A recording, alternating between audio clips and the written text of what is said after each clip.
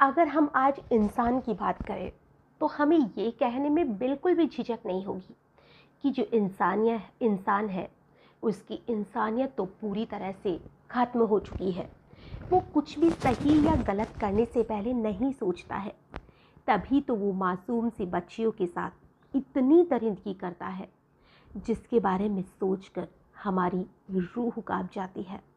आज की जो घटना है वो ऐसी घटना है जिसके बारे में आपने ज़रूर सुना होगा या न्यूज़ चैनल में या कहीं पर भी पढ़ा होगा या सुना होगा, क्योंकि ये घटना जो है, इस घटना ने पूरे देश को हिला के रख दिया था। ये एक ऐसी घटना है जिस घटना को अगर हम याद करते हैं तो आज भी हमारी रूह कांप जाती है। नमस्कार, आदाब, सत श्री अकाल। मैं हूँ नंदिनी यादव। आज जो मैं आपको घटना सुनाने वाली हूँ, ये घटना है देश की राजधानी दिल्ली की 16 दिसंबर 2012 की वो सर्द अंधेरी रात। और उस अंधेरी रात में एक ऐसी वारदात को चलती बस में अंजाम दिया गया था जिसके बारे में तो सोचने से भी बहुत डर लगता है। आज जिस घटना की मैं बात कर रही हूँ वो घटना है निर्भया की, जिसे शायद आप भी भूले नहीं होंगे। और इस घटना में 6 लोगों ने एक 23 साल की लड़की का चलती बस में इस तरह से बलात्कार किया था जिसके बारे में सोचकर पूरा देश हिल उठा था।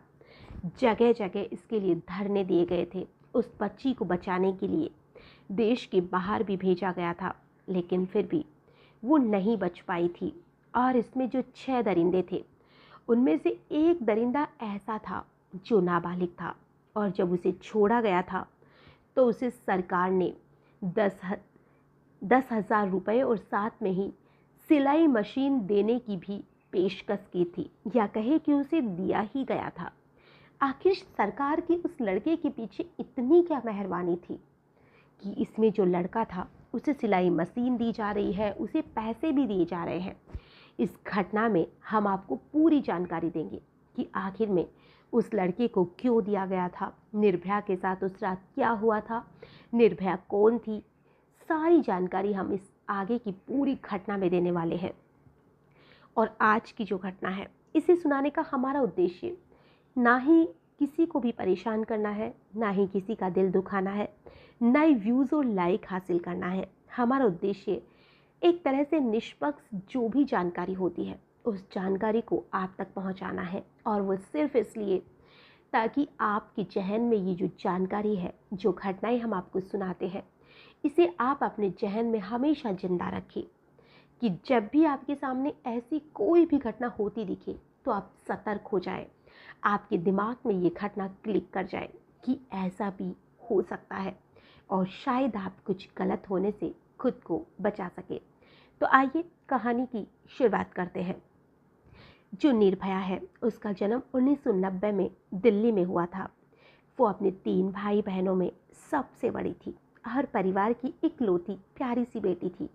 निर्भया के माता पिता ने बेटों में और बेटियों में कभी भी कोई भी भेदभाव नहीं किया था, और अपनी बेटी को भी शिक्षा देने में कोई भी कमी नहीं छोड़ी थी। पूरी तरह से बराबर का दर्जा दिया गया था।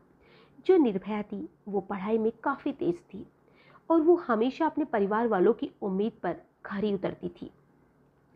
आगे की पढ़ाई करते हुए वह मेडिकल फील्ड में आने का फैसला करती है और फिजियोथेरेपी कोर्स में एडमिशन लेती है, और काफ़ी अच्छे मार्क्स के साथ वो ये डिग्री भी हासिल करती है। जब ये घटना घटी थी तो जो निर्भया थी वो फिजियोथेरेपी की इंटर्नशिप ही कर रही थी। बात 16 दिसंबर 2012 की है। छुट्टी का वो दिन था। एक दोस्त अवनिंद्र था उसका, जिसको वो फ़ोन करती है और कहती है कि आज हम मूवी देखने पर चलते हैं। और जो उसका दोस्त अवनिंद्र प्रताप पांडे था वो भी इस चीज़ के लिए तैयार हो जाता है। उसका दोस्त जो था अवनिंद्र, वो एक सॉफ्टवेयर इंजीनियर था और वो यूपी का रहने वाला था। और वो दोनों प्लान करते हैं कि वो जो आमिर खान की उस समय नई मूवी आई थी तलाश, और वो सोचते हैं कि हम तलाश मूवी देखने चलते हैं। और वो दोनों तलाश मूवी देखने से बस से वहाँ तक पहुँच जाते हैं।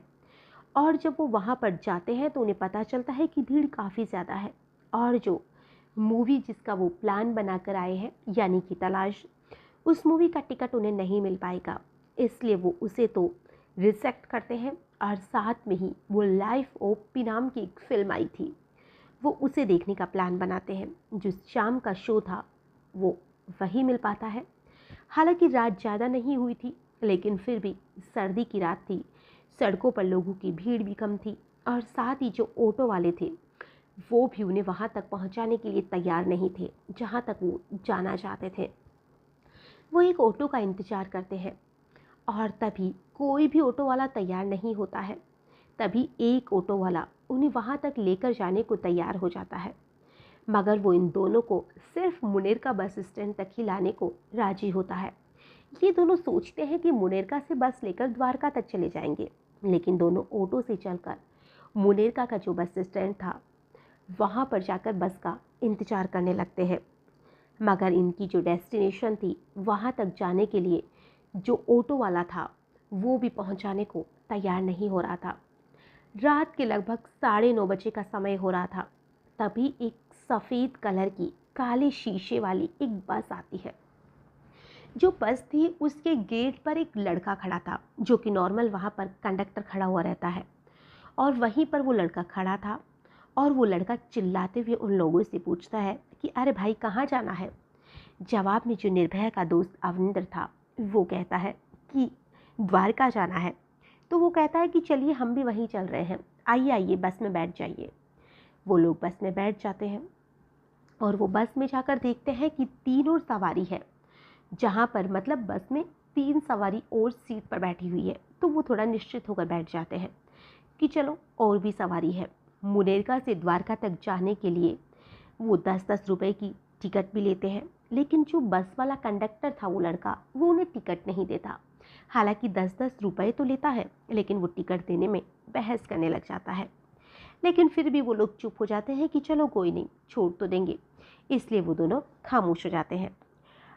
अपनी मंजिल तक पहुंचने का इंतजार ही कर रहे थे, मगर किसे मालूम था कि उनका इंतजार बस इंतजार ही बनकर रह जाएगा। आज निर्भया का ये आखिरी दिन होगा, कोई भी नहीं जानता था। कुछ देर तक तो बस अपने रास्ते पर आगे बढ़ती रहती है, मगर थोड़ी देर के बाद जो ड्राइवर था वो बस को निर्धारित रूट से हटाकर दूसरे रूट की तरफ मोड़ लेता है। इस बात का अंदाजा होते ही जो निर्भया का दोस्त अवनिंद्र था वो तुरंत कहता है कि अरे भाई साहब, हमें द्वारका जाना है, आप ये कहाँ जा रहे हो। तो तभी जो बस का ड्राइवर था वो उसी पर चिल्लाता है और उसे कहता है कि चुप करके बैठो। और जो कंडक्टर लड़का बना हुआ था वो भी उन पर चिल्लाने लगता है और बदतमीजी करता है। और अब दोनों चुपचाप बैठ जाते हैं। जब निर्भया और इसके दोस्त बस के अंदर गए थे तब इन लोगों ने देखा था कि 3 बस स्टॉप के अलावा जो 3 पैसेंजर सीट है उस पर 3 लोग बैठे हैं। उन्हें लगता था कि वो तीनों पैसेंजर है, मगर थोड़ी ही देर के बाद में उन्हें पता चल जाता है कि वो तीनों पैसेंजर नहीं, बल्कि वो उन्हीं के साथी है। यानी कि बस के जो 3 लोग बैठे हुए थे वो एक बस का कंडक्टर था, एक बस का ड्राइवर था और एक और था। यानी कि ये 6 लोग आपस में दोस्त थे। और वो लोग निर्भया का जो दोस्त था उसके साथ बदतमीजी करने लगते हैं और उसे बार बार उकसा रहे थे, उसे गालियाँ दे रहे थे, निर्भया के लिए कुछ गलत कह रहे थे ताकि इसे गुस्सा आए और लड़ाई हो जाए। लेकिन जो निर्भया का दोस्त था वो बस चुप बैठा था कि कैसे भी करके बस वो घर पहुंच जाए, क्योंकि उसके साथ निर्भया थी। वो निर्भया को लेकर भी बुरी तरह से डरा हुआ था। तभी वो लोग उसको मारना पीटना शुरू कर देते हैं।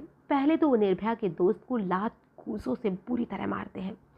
फिर इसी लड़ाई के दौरान एक बस में जो दूसरा लड़का था वो बस में ही एक लोहे की रोड रखी हुई थी और वो उसे निकालता है और निर्भया के दोस्त के सर पर बुरी तरह से मार देता है, जिससे निर्भया का दोस्त बेहोश हो जाता है। अब आगे निर्भया के साथ जो रूह कपा देने वाली दरिंदगी होती है और इसका सिलसिला शुरू हो जाता है। निर्भया का दोस्त को मारने पीटने के बाद ये लोग देखते हैं कि वो तो बेहोश हो चुका है। अब ये लोग निर्भया को खींचते हुए बस की जो पिछली सीट थी वहाँ ले जाते हैं। अब यहाँ जो कुछ भी निर्भया के साथ होता है उसे हम शब्दों में तो बयां नहीं कर सकते हैं। बस बस चलती रहती है निर्भया के साथ दरिंदगी थी वो होती रहती है। ये सिलसिला लगभग 2 से 3 घंटे तक चलता है। इस दौरान बस के बगल से कई बार पुलिस की गाड़ी गुजरती है और जो बस थी वो खुद भी कई थानों से होकर गुजरती है, मगर कोई भी इस बस को रोकता नहीं है और बारी बारी से बस के अंदर वो लोग निर्भया के साथ दरिंदगी करते रहते हैं। जो निर्भया का दोस्त था वो तो बेहोश था और 6 लोगों के साथ वो लड़ता भी तो कैसे, और निर्भया के लिए भी संभव नहीं था कि वो 6 लोगों का सामना कर सकती। फिर भी निर्भया ने अपनी पूरी हिम्मत लगाते हुए उन दरिंदों के साथ जितना हो सकता था उतना वो लड़ती रही और वो कई बार उन लोगों से गुहार लगाती रही कि प्लीज़ मुझे छोड़ दीजिए, लेकिन आखिर वो कैसे छोड़ते, क्योंकि वो तो इंसान तो थे ही नहीं, दरिंदे जो ठहरे थे। जब उन सभी दरिंदों का मन निर्भया से भर जाता है तो ये सभी लोग मिलकर निर्भया को बस से बाहर धक्का दे देते हैं, ताकि उन्हें लगा था कि ये जो निर्भया है वो किसी गाड़ी के नीचे आ जाएगी और ये मर जाएगी। मगर उनसे पहले ये लोग मिलकर बात करते हैं कि जो निर्भया का दोस्त है पहले इसे मारना चाहिए, इसलिए एक बार फिर से निर्भया के दोस्त के सर पर रोड से वार किया जाता है और फिर दोनों को चलती बस से सड़क पर फेंक दिया जाता है। बस से फेंकने से पहले इन दोनों के पूरे कपड़े उतार लिए जाते हैं और इनके पास मौजूद जो मोबाइल फ़ोन था और बाकी का जो भी सामान था उसे भी ये लोग ले लेते हैं। अभी रात के लगभग 11 बज चुके थे। बस के अंदर मौजूद दरिंदों ने निर्भया के दोस्त की जान लेने की पूरी कोशिश की थी, मगर वो उसकी जान नहीं ले पाए। इस कारण बस से फेंके जाने के बाद निर्भया का वही दोस्त कुछ होश में आने के बाद लोगों से मदद की गुहार लगा रहा था। वो बार बार कह रहा था कि प्लीज़ हमारी मदद कीजिए, मगर लोग उसे नज़रअंदाज कर रहे थे। हालांकि एक अच्छा व्यक्ति भी कोई था जिसने कि पुलिस को फ़ोन किया। थोड़ी ही देर के बाद पुलिस भी वहां पहुंच जाती है और तुरंत दोनों को सफदरगंज अस्पताल में भर्ती करवाया जाता है। निर्भया के साथ कितनी बर्बरता की गई थी इसका अंदाज़ा आप इस बात से लगा सकते हैं कि जो निर्भया थी उसकी चीखें बार बार निकल रही थी, उसकी ब्लीडिंग रुक नहीं रही थी और उसके शरीर के अंदर जो लोहे की रोड डाली गई थी उसे निर्भया की आते बाहर आ चुकी थी। निर्भया की स्थिति को देखते हुए तत्काल ही उसका इलाज करवाया जाता है। हालात इतनी ज़्यादा ख़राब थी कि उसे वेंटिलेटर सपोर्ट की ज़रूरत पड़ती है। कुछ ही घंटे के बाद में निर्भया के साथ हुई दरिंदगी की खबर मीडिया के जरिए पूरे देश में फैल जाती है। जब लोग निर्भया के साथ बर्बरता की कहानी सुनते हैं तो लोग गुस्से से भर जाते हैं। लोग प्रशासन और सरकार के खिलाफ सड़कों पर उतरकर विरोध करने लग जाते हैं। साथ ही साथ लोग जल्द से जल्द अपराधियों को गिरफ्तार करने की मांग भी करने लगे थे। देखते ही देखते विरोध प्रदर्शन आंदोलन का रूप ले लेता है और देश भर में निर्भया के समर्थन में प्रदर्शन जारी हो जाता है। लोग देश भर में निर्भया के लिए दुआ कर रहे थे, मगर निर्भया की जो हालत थी वो दिन प्रतिदिन खराब होती जा रही थी। 16 दिसंबर 2012 से लेकर 19 दिसंबर 2012 के बीच निर्भया की एक के बाद एक 5 सर्जरी करनी पड़ी। लाख कोशिशों के बावजूद भी निर्भया की स्थिति बिगड़ती जा रही थी। इस कारण 21 दिसंबर को भारत सरकार एक मीटिंग करती है और उसी कमेटी में ये बात कही जाती है कि जो सरकार है वो अपने खर्चे पर जो निर्भया है उसका मेडिकल ट्रीटमेंट करवाएगी। इसके बावजूद निर्भया की स्थिति सुधर नहीं रही थी। उसका जो तापमान था शरीर का वो गिर रहा था, उसके इन्फेक्शन बुरी तरह से फैल चुका था। इधर सड़कों पर लोगों को निर्भया के लिए जो आवाज़ थी उसे बुलंद कर रही थी, उधर डॉक्टर की जान लगाकर निर्भया को बचाने की कोशिश कर रहे थे, मगर स्थिति बस बिगड़ती जा रही थी। इसी के बाद जो तत्कालीन प्रधानमंत्री मनमोहन सिंह थे उन्होंने 26 दिसंबर को एक कैबिनेट मीटिंग बुलाई और कहा कि जो निर्भया है उसका वर्ल्ड के बेस्ट अंग ट्रांसप्लांट जो हॉस्पिटल है वहाँ पर इसे भेजा जाए और वो सिंगापुर है। और अब निर्भया को सिंगापुर के माउंट एलिजाबेथ हॉस्पिटल में भेज दिया जाता है, जो कि उसे फ्लाइट से भेजा जाता है। फाइनली 27 दिसंबर को निर्भया सिंगापुर के माउंट एलिजाबेथ हॉस्पिटल में पहुंच जाती हैं और वहां उसका इलाज शुरू किया जाता है। मगर यहां आते ही निर्भया की हालत और भी ज़्यादा बिगड़ जाती है और 19 दिसंबर को स्थानीय समय के अनुसार सुबह के 4:45 पर निर्भया इस दुनिया को हमेशा के लिए छोड़कर चली जाती है। निर्भया खामोश हो जाती है। निर्भया की मौत के बाद उसके दिल्ली वापस उसे लाया जाता है और कड़ी सुरक्षा के बीच निर्भया का अंतिम संस्कार किया जाता है। निर्भया के दोस्त को कुछ दिनों के इलाज के बाद अस्पताल से डिस्चार्ज कर दिया जाता है। इधर निर्भया का इलाज चल रहा था, उधर ग्राउंड लेवल पर दिल्ली की जो पुलिस थी वो अपराधियों को गिरफ्तार करने में लगी हुई थी। इस घटना की रिपोर्टिंग के 24 घंटे के बाद ही दिल्ली पुलिस ने कई सस्पेक्ट को गिरफ्तार भी किया था। सीसीटीवी के जरिए दिल्ली पुलिस बस की पहचान भी कर लेती है और उसके आधार पर सबसे पहले उस बस के ड्राइवर राम सिंह को गिरफ्तार किया जाता है और फिर राम सिंह के बयान के आधार पर एक के बाद एक 6 अपराधियों को अरेस्ट किया जाता है। गिरफ्तार अपराधियों में 30 साल का राम सिंह, 26 साल का मुकेश जो कि राजस्थान का रहने वाला था। इसके अलावा पुलिस ने 20 साल के विनय शर्मा को गिरफ्तार किया था, एक असिस्टेंट जिम इंस्ट्रक्शन था। इसके अलावा 19 साल का पवन गुप्ता जो कि एक फल बेचता था। इन दोनों की गिरफ्तारी बिहार और अब से हुई थी, जबकि बाकी जो अपराधी थे वो उत्तर प्रदेश के बदायूं से गिरफ्तार किया गया था। शुरू में इस अपराधी का नाम पब्लिक में नहीं बताया गया था क्योंकि वह गिरफ्तारी के समय मात्र 17 साल का था। कानूनी हिसाब से वो एक नाबालिग था, इसलिए उसकी पहचान गुप्त रखी गई थी। हालांकि बाद में खुलासा होता है कि इस नाबालिग का नाम मोहम्मद अफरोज था। अफरोज को आनंद विहार टर्मिनल से गिरफ्तार किया जाता है। इसके अलावा पुलिस ने अक्षय ठाकुर नाम के 28 साल के लड़के को भी गिरफ्तार किया था जो कि बिहार के औरंगाबाद का रहने वाला था। ये सभी अलग अलग बैकग्राउंड के थे और इन लोगों को कुछ दिन पहले ही दोस्ती हुई थी। घटना वाली रात ये लोग पार्टी करने के मूड में ही घर से निकले थे। सभी मिलकर बहुत बड़ी शराब और खाने पीने की चीजें बस में भर लेते हैं और शिकार की तलाश में बस लेकर निकल जाते हैं और कहते हैं कि रास्ते में जो भी लड़की या औरत मिलेगी उसे ही बस में डालकर उसके साथ पार्टी करेंगे। आखिर कैसी सोच थी इनकी, बहुत कम लोग जानते हैं कि निर्भया को अपना शिकार बनाने से पहले इन लोगों ने बस के अंदर एक 35 साल की रमाधीर सिंह नाम के कॉरपोरेटर पैसेंजर बनाकर पहले बस में बिठाया, फिर उसे पैसे और मोबाइल लूटे और जो रामधारी सिंह था पुलिस वाले को भी दे देते हैं, मगर वो पुलिस वाले रामधारी सिंह के बटन को नज़रअंदाज करते हैं। शायद उसी समय पुलिस वाले जो रामधारी सिंह था उसकी कंप्लेन को सीरियस लेते तो शायद यह हादसा नहीं होता, मगर उन्होंने कुछ नहीं किया। सभी अपराधियों को अरेस्ट किया जाता है। पहले उसकी एक आर्ट जो आइडेंटिफिकेशन हुआ था उसके लिए परेड कराई जाती है। फिर निर्भया का जो दोस्त था उन सभी को 6 अपराधियों की पहचान की जाती है। फिर इन लोगों को मामला दर्ज किया जाता है और फिर कार्रवाई शुरू होती है। मामले की जो जानकारी थी वो चलती रहती है। 11 मार्च 2013 को निर्भया केस की जो प्रमुख आरोपियों में से एक राम सिंह जो था वो सुसाइड कर लेता है। इसके अलावा 1 सितंबर 2013 को इस केस के नाबालिग आरोपी को जुवेनाइल जस्टिस बोर्ड द्वारा 3 साल की सजा के तौर पर बाल सुधार गृह में भेज दिया जाता है, जबकि अपराधियों पर बलात्कार और हत्या समेत कई गंभीर धाराओं में मामले दर्ज थे। और फाइनली 13 सितंबर को फास्ट ट्रैक कोर्ट द्वारा इन सभी चारों को मौत की सजा सुनाई जाती है। एक पहले सुसाइड कर चुका था, एक को बाल सुधार गृह में भेज दिया जाता है। बाकी जो 4 बचे थे उन्हें मौत की सजा सुना दी जाती है। ये सभी अपराधी मौत की सजा के खिलाफ दिल्ली हाई कोर्ट में अपील भी करते हैं।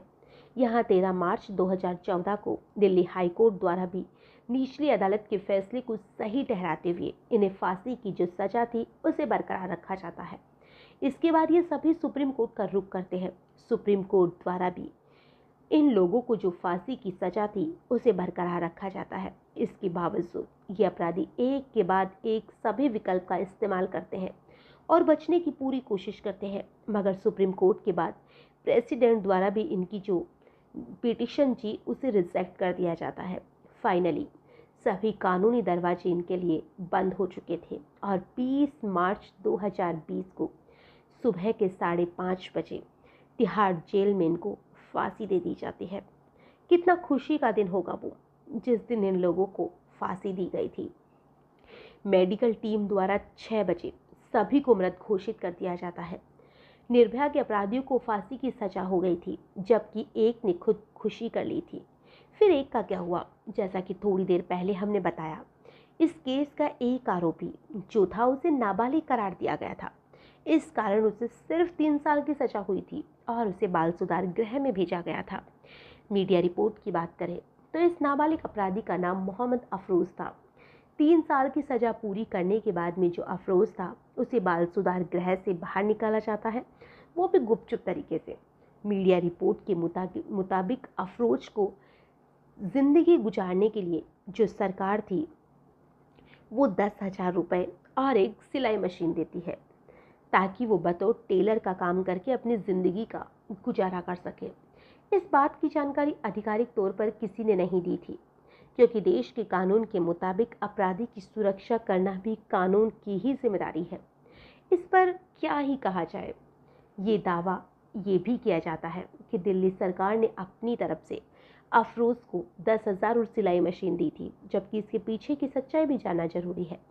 दरअसल जुवेनाइल जस्टिस केयर और प्रोटेक्शन ऑफ चिल्ड्रंस एक्ट 2014 के मुताबिक जब भी कोई नाबालिग अपराधी अपनी सजा को पूरी करता है और वो जेल से बाहर आता है तो उसके पुनरावास की व्यवस्था करना राज्य सरकार की जिम्मेदारी बनता है। ये कानून केंद्र सरकार द्वारा ही बनाया गया है। यहाँ तक कि जब एनडीए सरकार के दौरान इस कानून में संशोधन किया जाता है तब इस प्रावधान को हटाया नहीं जा सकता। इस कारण ही निर्भया के जो एकमात्र दरिंदा जिंदा बचा था उसके साथ ऐसा व्यवहार किया जाता है और उसके पुनर्वास के लिए आर्थिक मदद की जाती है। हम यहाँ कोई राजनीति नहीं कर रहे हैं, बल्कि आपको सही जानकारी देना ही हमारा उद्देश्य है। इस खबर के बाहर आने के बाद लोगों का गुस्सा इसलिए भी बढ़ गया था क्योंकि कथित तौर पर निर्भया के साथ सबसे ज़्यादा जुल्म इसी नाबालिग दरिंदे ने किया था और इसे छोड़ दिया गया। और आप भी शायद जानते होंगे, दुनिया इस निर्भया केस के बारे में कितनी ज़्यादा चिंतित थी और फिर भी इस दरिंदे को सिलाई मशीन देकर छोड़ दिया गया। इसकी वजह ये थी कि भारतीय कानून के हिसाब से बलात्कार पीड़िता की पहचान जाहिर करना गैर कानूनी है। इस कारण इस लड़की को तब मीडिया ने निर्भया और दामिनी नाम दिया था, क्योंकि इस लड़की का अगर नाम की बात करें तो इसका नाम ना ही निर्भया था और ना ही दामिनी था। बस इसका जो ओरिजिनल नाम है उसे लोगों के सामने नहीं लाया गया था। मगर कानून में ये भी प्रावधान है, अगर विक्टिम के माता पिता या परिवार वाले चाहे तो वो अपनी इच्छा से उसकी पहचान जाहिर कर सकते हैं। इसी कानून का हवाला देते हुए निर्भया के परिवार वालों ने मीडिया में बयान दिया था कि उनकी बेटी ने ऐसा कुछ नहीं किया जिसकी उसकी पहचान शिवानी पांडे, बल्कि हमारी बेटी ने बहादुर दरिंदों से मुकाबला किया था। हमें उस पर गर्व है।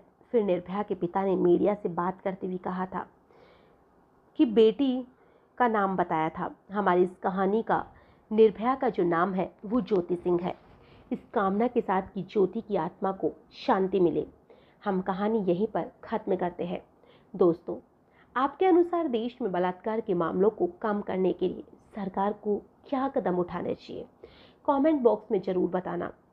अगर आपको वीडियो अच्छा लगे तो आप इसे आगे भी शेयर कर सकते हैं। और जो निर्भया है उसका जो एक दरिंदा जिंदा बचा था, जो नाबालिग था, क्या सरकार ने उसे सिलाई मशीन देकर सही किया? क्या सरकार का ये फैसला सही है, या उस दरिंदे को भी अगर गवर्नमेंट जो सरकार है वो किसी नाबालिग को फांसी नहीं दे सकती है तो क्या सरकार उसे 3 साल के बाद जब वो बालिग हो गया था तब क्या उसे फांसी दे सकती थी, या सरकार को देनी चाहिए थी? आपके हिसाब से आगे क्या होना चाहिए था? हमें कमेंट में ज़रूर बताना।